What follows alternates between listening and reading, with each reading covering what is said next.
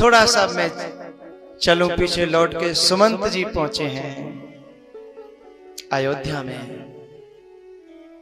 और वहां अयोध्या का तो हाल बहुत ही बुरा है।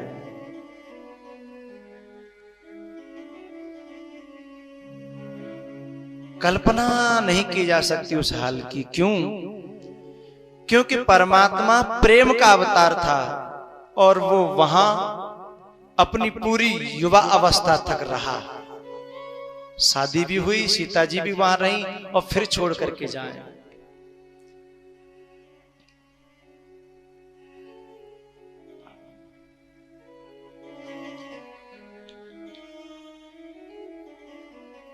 कल्पना करो आज इस पंडाल में कितना अच्छा लग रहा है, कितना कितना आनंद आ रहा है।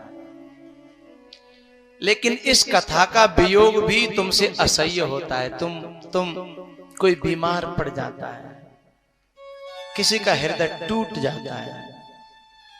जब इन संतों की टोली जब तुमसे ले लेकर अपने बिस्तर विदा होती है ना, जब यहाँ आए हुए सैकड़ों जो अलग अलग प्रदेशों से परदेशों से जो आए हैं, ये सब अपने गांव का घर घर में टिके हैं। कितना रोल चोल इस समय हो रही है।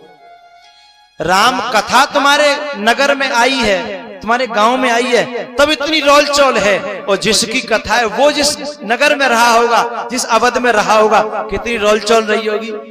लेकिन जब ये पंछी ये पथिक जब चलते हैं ना, अपनी राह पकड़ते हैं, तो वो गांव कैसा लगता है। कितना सुना सुना, वे गलियारे, वे मकान, वे सब जगह। फिर इस जगह को तुम्हें देखने का मन न होगा साहब। घर मसान जनु परिजन भूता है?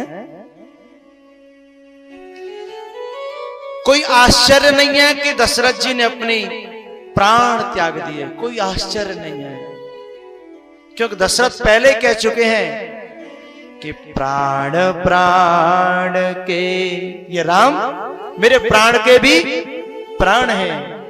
प्राण प्राण के जीव सुख के सुख राम। ये तो मेरे प्राणों के भी प्राण है, जीव के भी जीव और सुख के भी सुख हैं। उन्होंने विश्वामित्र जी से भी कहा था कि सब सुत मोय प्राण की नाई, राम देत नहीं बनए गोसाई।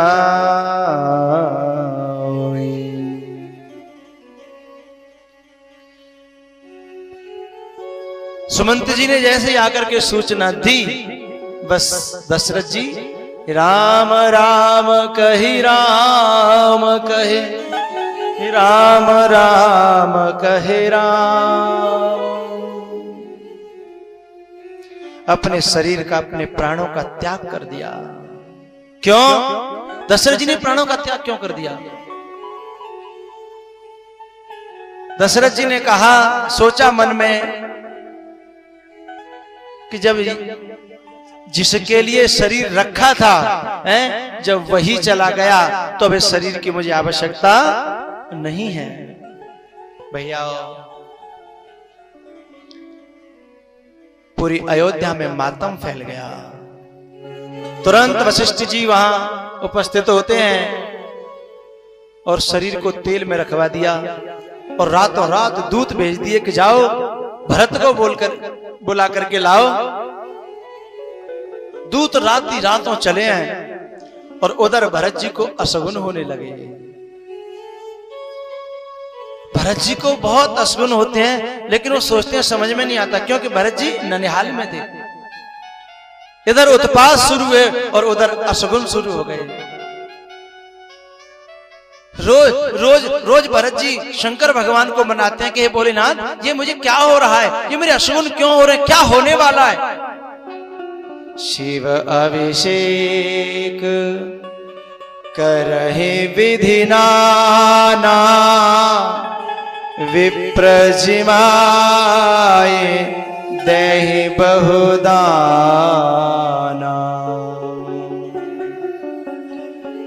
विप्रजिमाए, जैसे दूत पहुंचे हैं ना, भरत जी एकदम रो पड़े, बोले भैया सच सच बताओ क्या हुआ है, मुझे पता है कुछ ऐसा हुआ है। दूतों ने कहा कि हमें गुरुदेव की आज्ञा नहीं है। हुआ क्या? आज्ञा यह कि तुरंत चल दीजिए आप। उसी समय भरत जी चल पड़े हैं अयोध्या के लिए, लेकिन अयोध्या के चारों तरफ भी ऐसा मातम छाया है, कोई किसी से बोलता ही नहीं, कोई किसी की तरफ देखता ही नहीं। जो पहले भरत जी को देख करके खिल जाते थे ना, आज वो भरत जी को देख करके मुंह फेर करके चले जाते हैं। भरत जी की बोलने की हिम्मत नहीं होती कि मैं क्या पूछूं, क्योंकि मुझे पता है कोई बहुत अशुभ समाचार मिलने वाला है, इसलिए पूछने की भी हिम्मत नहीं होती। सब लोग इधर उधर मुंह करके निकल जाते हैं। अब तरह तरह के लोग, कुछ लोग तो भरत पर शंका कर रहे थे कि ये भरत ही इस सब पाप का, इस सब मातम का, इस दुर्घटना का कारण है ये, क्योंकि ये केकई का पुत्र है। भरत जी सीधे केकई के महल में गए हैं साहब। किसी ने कहा कि केकई के महल में क्यों गए, क्या कोई षड्यंत्र था? कुछ लोगों ने तो कहा कि षड्यंत्र, देखो सीधे केकई के महल में गए हैं।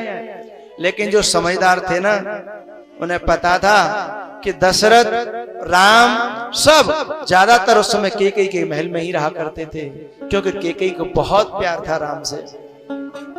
को न कुसंगति पाए न साई,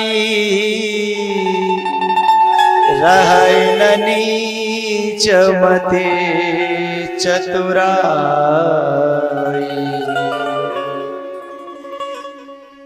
भरत जी ने केकई को जब देखा, और पीछे से कुबड़ी भी साथ में है, आरती का थाल लिए है केकई, आरती उतारने के लिए खड़ी है, और मुस्कुराने लगी। भरत जी को बड़ा आश्चर्य हुआ कि पूरी अयोध्या में किसी ने नहीं मुस्कान दी मुझे, किसी ने मुस्कुराया नहीं, केकई मुस्कुरा रही है, पता नहीं क्या हो रहा है। उस समय मां कहा है, मां क्या बात है, ये सब क्या, मेरी समझ में नहीं आ रहा, कहां है मेरे पिताजी, कहां है मेरे भैया, कहां है सब?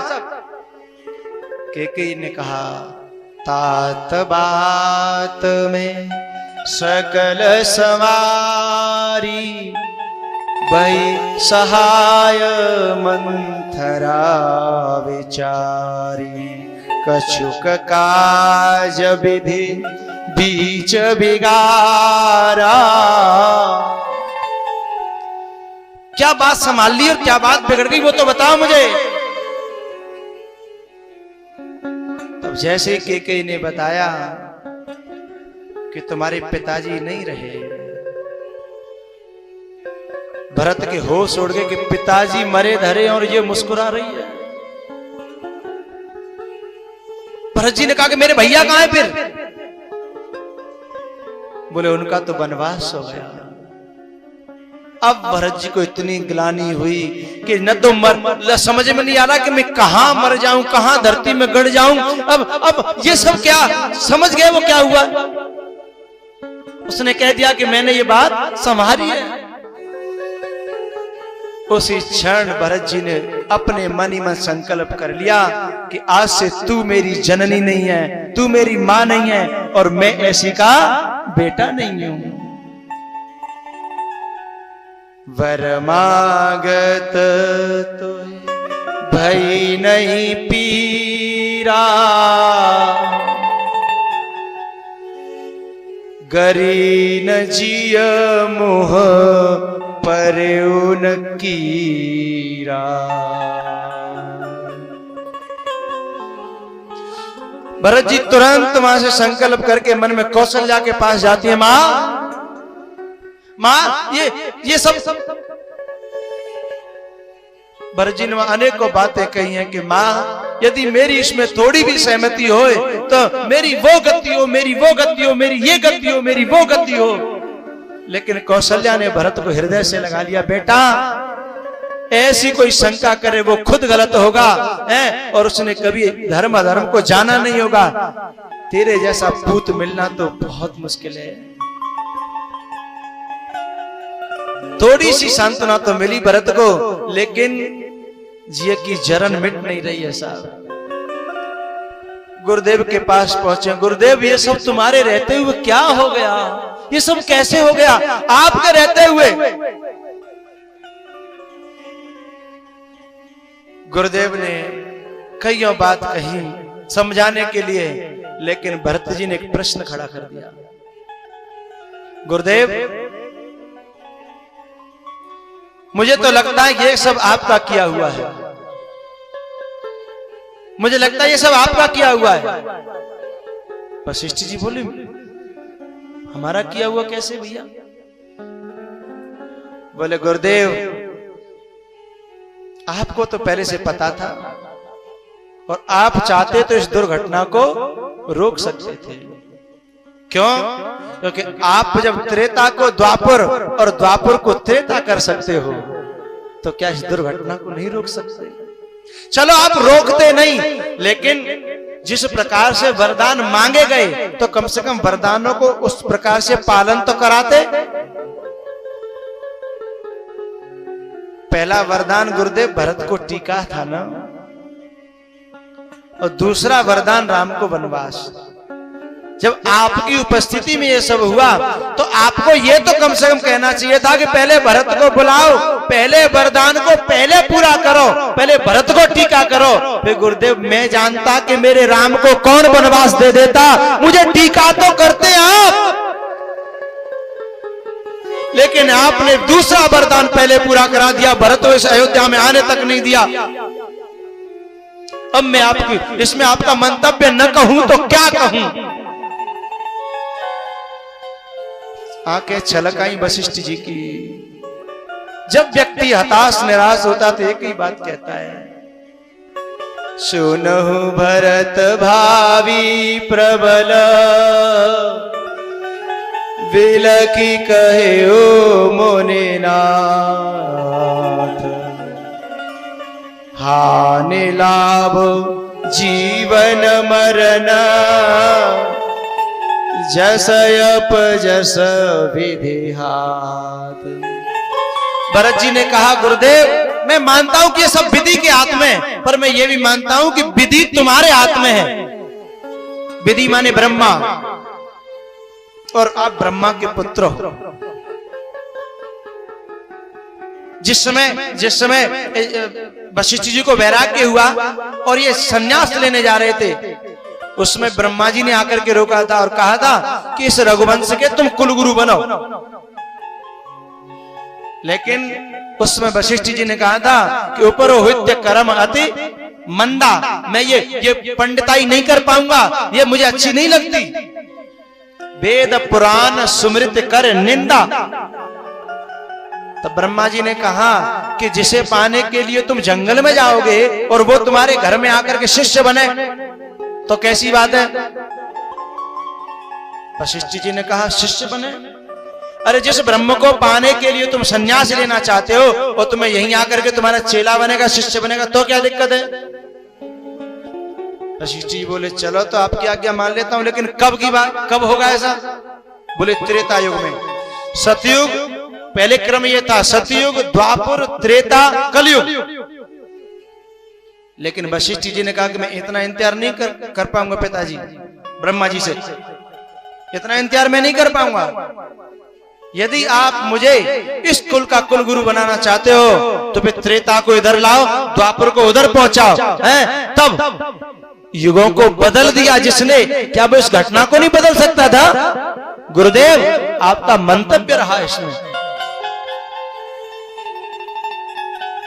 भरत जी ने अपने गुरुदेव को बंद कर दिया साहब। गुरुदेव ने कहा आगे की बात आगे सोचेंगे, पहले दशरथ जी की क्रिया होने दो। दशरथ जी की क्रिया हुई है और जब उसमें ऐसी प्रथा थी कि नारी सती हुआ करती थी, कौशल्या जाने लगी। भरत जी ने कहा मां और भी कोई सजा बाकी रह गई जो तुम मुझे देना चाहती हो? पिता के पीछे जाकर सुमित्रा से कहा मां एक ही अपराध मुझसे बना है, उसका मैं फल भोगूंगा, ये और अपराध मेरे ऊपर। मां, पिताजी ऊपर चले गए, भैया वहां चले गए, तुम इधर चली जाओ। ये भरत क्या करेगा? ये भरत किसकी गोद में बैठ के रोएगा? मुझे वो गोद दे जाओ, फिर मैं मना नहीं करूंगा।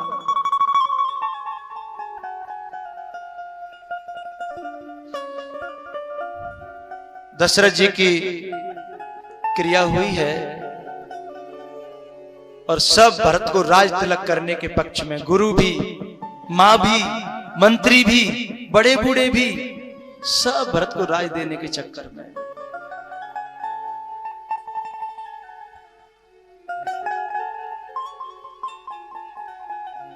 भरत जी ने कहा, मैं आप सबकी बात को मना नहीं कर सकता, आज्ञा को नहीं टाल सकता, मैंने माना, मुझे स्वीकार है, मैं आप सब मेरे बड़ी बूढ़ी हो, मां भी मेरी, गुरु भी, मंत्री भी मेरे पिताजी के समकक्ष चाहिए, मैं आपकी बात नहीं टाल सकता।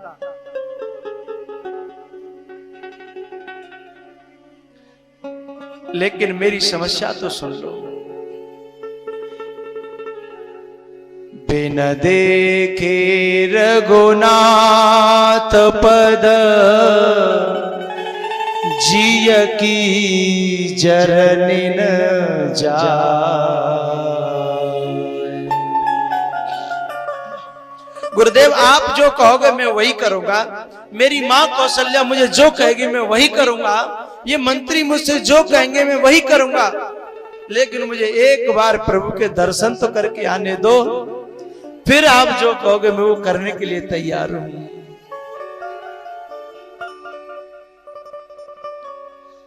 सब अयोध्या वासियों को साथ लेकर के भगवान भरत जी महाराज चित्रकूट चले हैं। लेकिन एक ऐसी नारी है उस महलों में जो चलना भी चाहती है और चलने की कहने की अब क्षमता भी नहीं रही। कैकेयी ने एक व्यक्ति के द्वारा पूछवाया कि यदि भरत की इच्छा हो और वो ले चले, उसकी आज्ञा हो, तो मैं भी साथ चलूं।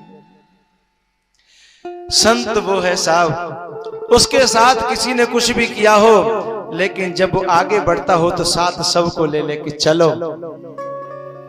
संत वो है, एक बार के लिए परमात्मा छोड़ जाएगा, लेकिन संत छोड़ेगा नहीं, संत अपने साथ लेके चलना चाहता है। कैकेयी को भी साथ ले लिया है। सब जा रहे हैं चित्रकूट की ओर। उसमें अनेकों प्रकार के वाहन हैं। गुरुजी रथ पर हैं, कुछ लोग घोड़ों पर हैं, कुछ लोग पालकियों में हैं, लेकिन सबको आगे करके भरत जी पीछे पीछे पैदल चलने लगे। छलका छलकत पायन कैसे, पंकज कोस ओसकन जैसे। भरत जी महाराज पैदल चल रहे पीछे पीछे, किसी को पता नहीं चल रहा, लेकिन एक आध व्यक्ति की निगाह पड़ गई कि हमारा राजा तो पैदल चल रहा है, हमारा हमारा हमारा संत, हमारा सदगुरु पैदल चल रहा है और हम लोग हाथी घोड़ों पर। तुरंत पीछे वाले जो भरत जी से आगे चले थे वो उतर गए, उनसे आगे वाले को मालूम पड़ा वो उतर गए। जब सब उतरने लगे तो कौशल्या ने देखा कि ये सब वाहनों से उतर रहे, क्या बात है? एक को बुलाकर के पूछा कि भैया क्या बात है? उसने बताया कि भरत पैदल चल रहे हैं पीछे पीछे। कौशल्या ने कहारों से कहा मेरी पालकी रोको। भीड़ चल रही थी, पालकी साइड में करी रुक गई। पीछे से जब भरत आए, भरत जी ने पूछा माँ की पालकी पीछे रहेगी, क्या बात है माँ?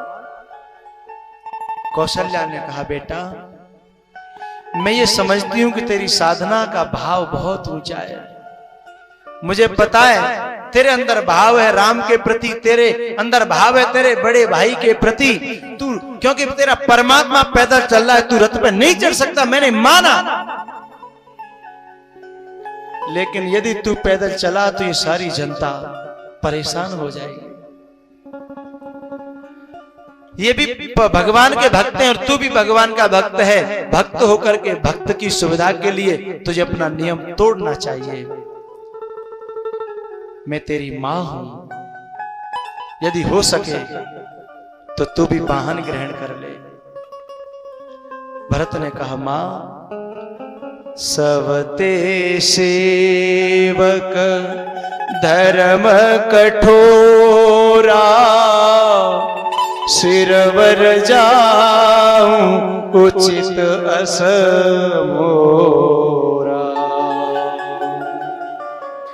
भैया मैं पैदल चल रहा हूं, उसमें भी मुझे तो शर्म लग रही है, मुझे संकोच खाया जा रहा है कि जिस जमीन पर प्रभु पैदल गए हैं नंगे पांव है, उस पर मैं भी पैदल चल रहा हूं तो बराबरी कर रहा हूं मैं तो।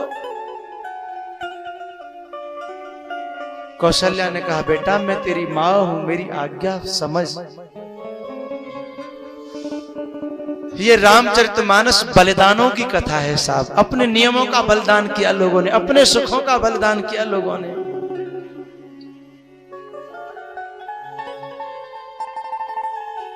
भरत जी ने वाहन ग्रहण किया है, एक नियम तोड़ दिया।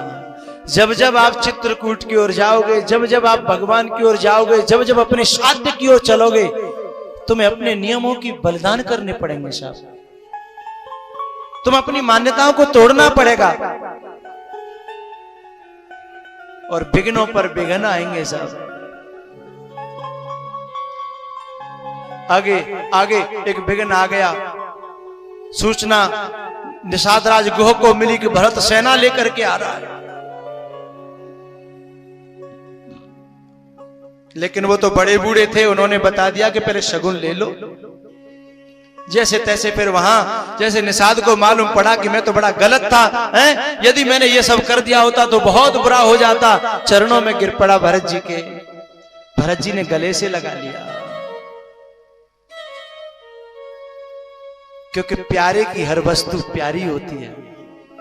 और किसी किसी संत ने तो ऐसा कहा है, प्यारे की वस्तु प्यारे से भी ज्यादा प्यारी होती है। निषाद को गुह को गले से लगा लिया भरत ने। मनहु लखन सन भेंट भई, ऐसा लगता जैसे लखन मिल गया हो। क्यों? क्योंकि ये केवट ये निषाद भी भगवान का सेवक रहा है और लखन भी भगवान का सेवक रहा है। दूसरी बात एक और है, समझिएगा।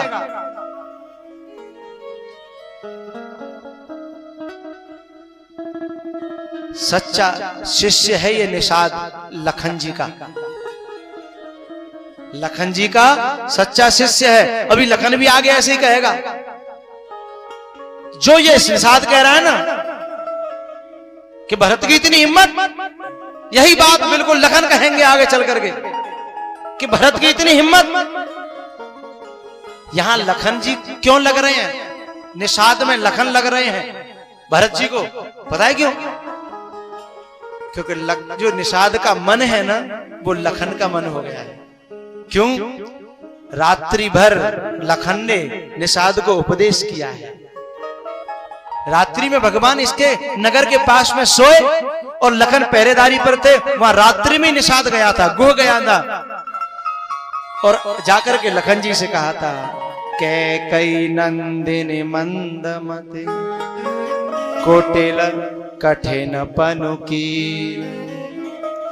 जैसे ऐसे कहा, तुरंत लखन जी ने फिर वहां समझाया है निषाद को कि भैया ऐसी बात नहीं है। बहुत उपदेश किया है वहां। तो शिष्य में वही तो सच्चा शिष्यत्व है कि गुरु के भावों की झलक आने लगे, गुरु के भावों की झलक आने लगे, गुरु के शब्दों की झलक आने लगे, गुरु की गंध आने लगे।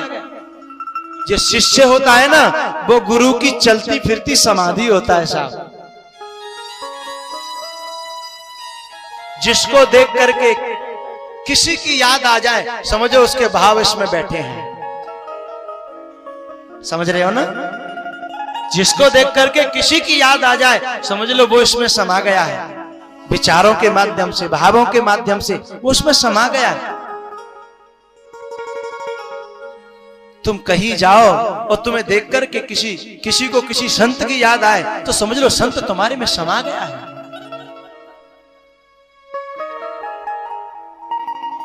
मनहु लखन सन भेंट वही, क्योंकि निषाद में लखन समा गए हैं, गुरु समा गया है। निषाद का गुरु है लखन।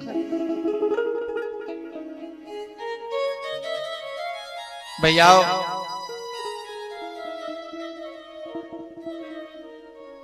ये घाटी पार की, आगे चले, उधर चित्रकूट पर प्रभु लखन को और सिया जी को कथा सुना रहे थे। एकदम अचानक चारों तरफ से शोरगुल और धूल आंधी सी है, और चारों तरफ से जो जंगल के जो मासूम जानवर हैं, जो पशु हैं, वो दौड़ के आश्रम की तरफ आ रहे हैं। वो शोरगुल जो है क्योंकि भरत के साथ में सेना आ रही है, हाथी घोड़े, उनके चरणों की धूल।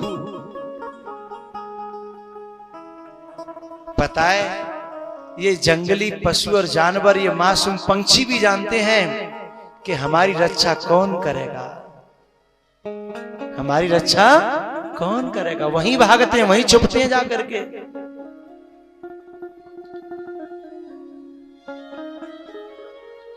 ये जो यात्रा हुई है, बीच में भरत जी के साथ में घटना और घटित हुई थी। एक लकड़हारा आ रहा था, लकड़हारा, और भरत जी उसके पांव में गिर पड़े। हो एकदम उसने तो लकड़ी फेंकी, और ए भगवान ये आप क्या कर रहे हो? आप तो दिव्य पुरुष और मैं लकड़हारा, आप क्या कर रहे हो? भरत जी ने कहा भैया घबराओ मत, मेरे भैया वनवासी हैं और तुम भी वनवासी हो। मैं तो तुम्हें अपने भैया का मित्र मान करके भैया ही समझ करके प्रणाम कर रहा हूं। मैंने कोई अपराध किया हो तो क्षमा करना भैया, लेकिन मेरी एक प्रार्थना है, यदि आपने मेरे भैया को कहीं देखा हो तो रास्ता बताओ। उस लकड़हारे की आंखें भर आई, बोले वाह, ऐसा प्रेम, ऐसी करुणा मैंने कहीं देखी नहीं। भैया मैंने आपके भैया को देखा है मेरे भैया को तुमने देखा है? कहां? जल्दी बताओ, क्या कर रहे थे, कैसे थे, ठीक तो थे ना? हाँ भैया धैर्य धारण करो, मैं अभी बताता हूं। अभी कुछ दिन पहले की बात है, मैं लकड़ी काटने गया था, वहां पर वो तीनों प्राणी बैठे थे। मेरी कुल्हाड़ी एक तरफ गिर पड़ी, मैं उनको टक टक की लगा करके देखता रहा और मैं खो गया उनमें। पता है भैया मैंने एक दृश्य देखा। क्या? वो तीनों प्राणी बैठे थे, पास में धनुष बाण रखे थे। अचानक एक हिरणों का और हिरणियों का टोल और वहां से गुजर रहा था, और जैसे उन्होंने भी भगवान को देखा, उनको देखा, वो भी उन्हें देखते ही रह गए।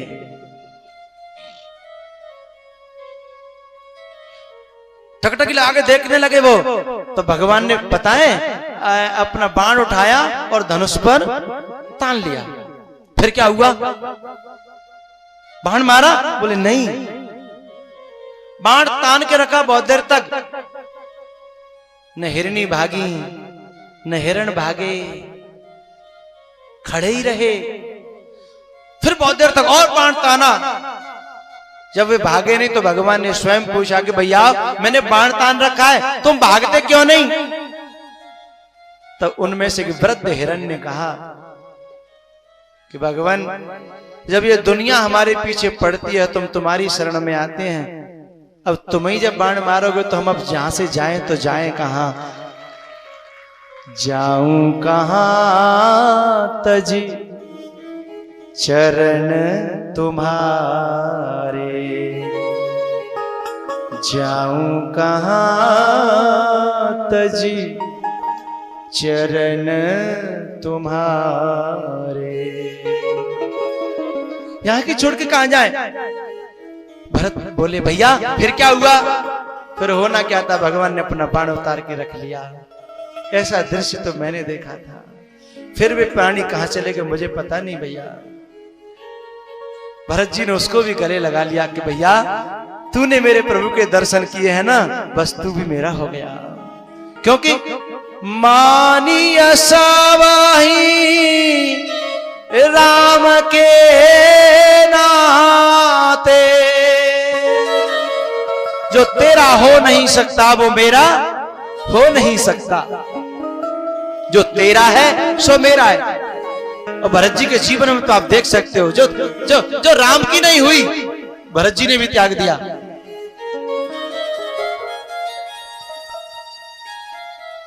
भगवान खड़े होकर के कह देखने लगे क्या हुआ क्या हुआ। जब चारों तरफ धूल उड़ रही थी तब एक भील ने आकर के कहा कि पता है सेना आ रही है, भरत जी आ रहे हैं। लखन को तो सोचना समझना तो कुछ था ही नहीं, गुस्सा।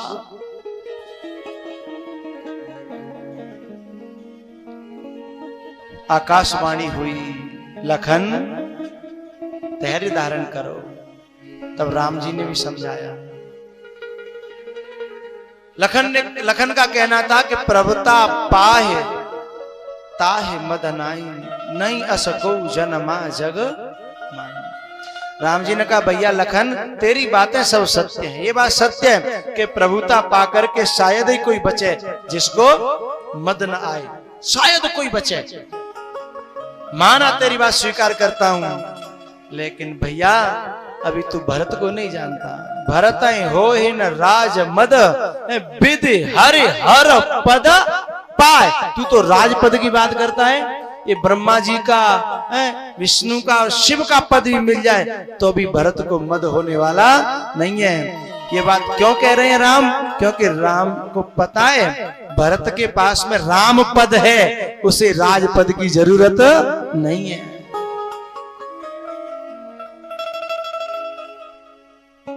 लखन जी बैठ गए, राम जी बैठे हैं और भरत जी पहुंचे हैं। चित्रकूट के पास में घनी लताएं हैं, बेलें हैं, वृक्ष हैं। उनके बीच में से निषाद ने बताया कि देखो भगवान वो बैठे हैं। और वहीं से भरत ने गिरना चालू कर दिया।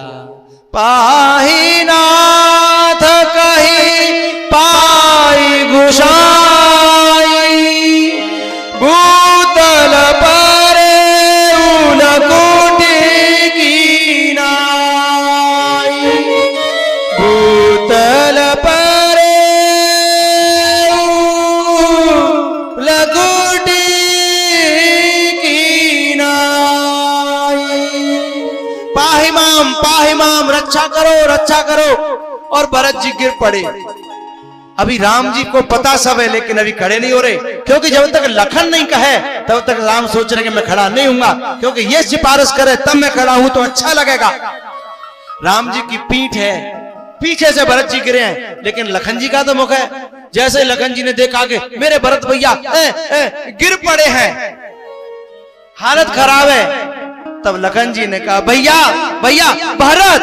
और जैसे ही राम जी ने सुना कि भरत कहूं पटकऊ निसंग धनु तीरा, कई बाण कई धनुष कई तरकस और तोड़ पड़े और जाकर के भरत जी को गले से उठा करके लगा लिया कि मेरा भरत मेरा भरत मेरा भरत, मेरे राम मेरे राम। लिपट गए, दोनों अश्रुपात हो रहा है, लेकिन शब्द किसी के मुख में नहीं है साहब। को कछु कहाई ना, को कछु पूछा, प्रेम भरा मन निज गति छूचा। आप जब चित्रकूट जाकर के देखोगे तो शिला भी पत्थर भी पिघल गया है साहब। प्रेम में इतना बहाव, इतनी करुणा और इतना द्रवीभूत बना कि पत्थर भी पिघल गया। दोनों भाई लिपट लिपट के मिलने लगे। राम तो वनवास में थे, लेकिन राम ने देखा कि भरत तो मुझसे भी ज्यादा वनवासी है, जटाएं बनी है, धूल लगी है, कहूँ पट कहूँ निसंग धनु तीरा, को कछु कहिन को कछु पूछा, प्रेम भरा मन निज गति छूचा, प्रेम भरा मन निज गति छूचा, निज गति छूचा, निज गति छूचा।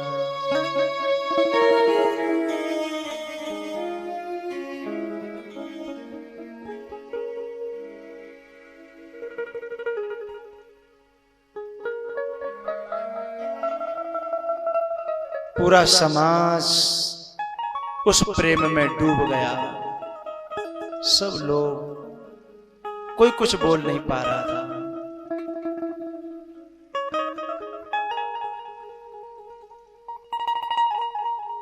बोलो रामचंद्र भगवान की जय।